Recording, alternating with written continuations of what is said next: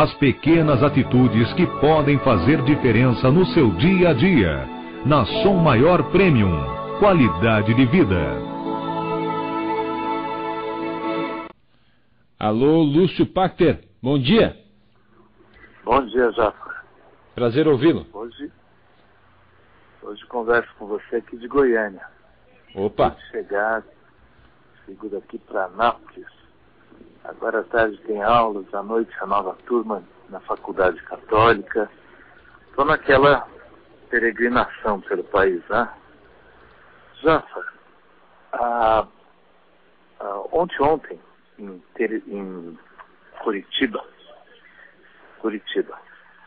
lá na Faculdade Técnica, onde nós temos turmas de formação em filosofia clínica, eu estava conversando com alguns colegas sobre consultoria empresarial, que é o tema da nossa conversa de hoje.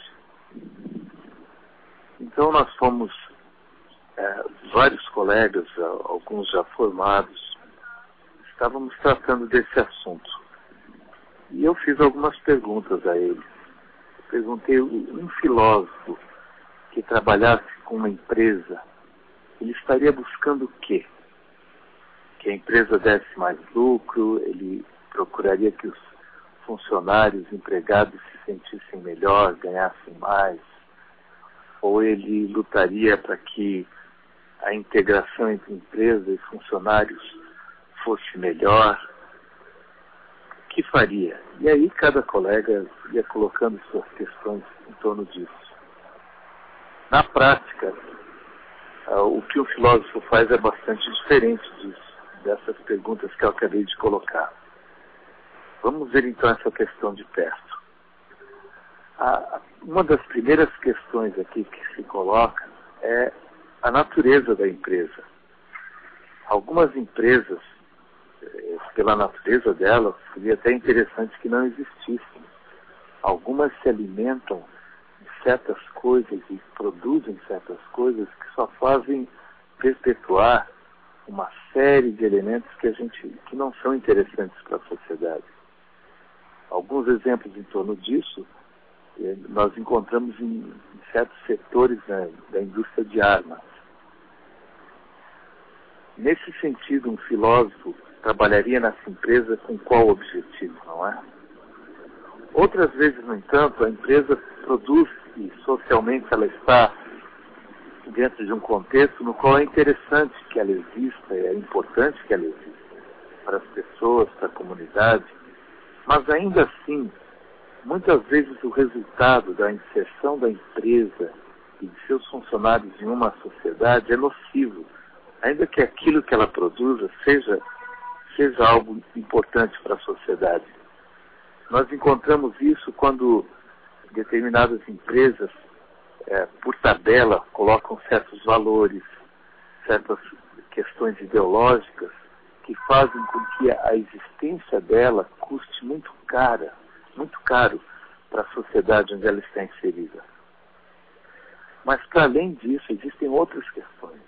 Às vezes uma empresa ela é datada, ela existe apenas por um tempo para cumprir certas questões, e esse tempo passa e essa empresa, ainda existindo, se torna um estouro à sociedade, causando muitos danos. Isso acontece muito com a evolução tecnológica e algumas empresas se tornam obsoletas e caras na sociedade na qual elas estão inseridas e às vezes até por força de lei elas ficam ali e prosseguem indefinidamente. A gente encontra muito disso em certos setores do governo. São empresas mantidas artificialmente. Mas ainda outras questões em torno disso. Essas questões dizem respeito à própria natureza do capital. Algumas vezes, a melhor coisa para um funcionário é pedir demissão e seguir a vida dele. Ele não tem nada de fazer onde ele está trabalhando.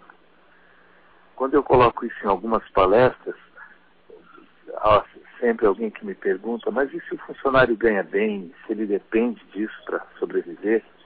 Só que esse ganhar bem, nós temos que considerar também a fibromialgia que ele vai ter depois, o estresse que ele vai ter depois, o câncer que ele vai ter depois. Às vezes, esse ganhar bem, na verdade, é um ganhar muito mal, está acabando com a vida do sujeito e ele não sabe disso.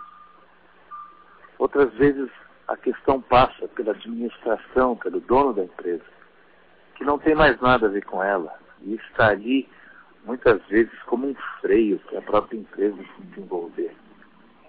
E, às vezes, o produto que ela oferece ao mercado é interessante, mas as relações entre funcionários, patrões, não é muito bacana, não. Estas são algumas das questões que o filósofo observa quando vai trabalhar em consultoria empresarial. Entre outras coisas, não é raro, então, que ele sugira até ao dono da empresa, aos donos da empresa, que às vezes a fechem, que mude de ramo ou que vendam. Isso é uma das coisas. O objetivo de um filósofo clínico que trabalha com empresas não é o lucro, não é o bem-estar social. Claro que não pode ser isso. Não seria um hedonismo prático e barato, uma coisa que, aliás, nociva para a nossa sociedade. O que um filósofo vai procurar são coisas muito mais profundas. Ele vai procurar a existência, ele vai procurar questões que estão ligadas à alma humana. E isso muitas vezes vai fazer com que ele repense a própria função dele dentro de uma consultoria empresarial. Foi isso que a gente conversou em Curitiba, ontem com os colegas. Alguns deles, inclusive, trabalham com isso. E a conversa foi muito extensa, muito interessante. Eu apenas fiz um breve relato de alguns dos temas. Na próxima semana nós vamos conversar lá de Recife, próxima quinta-feira. Um abraço a você, aos nossos ouvintes. Até lá.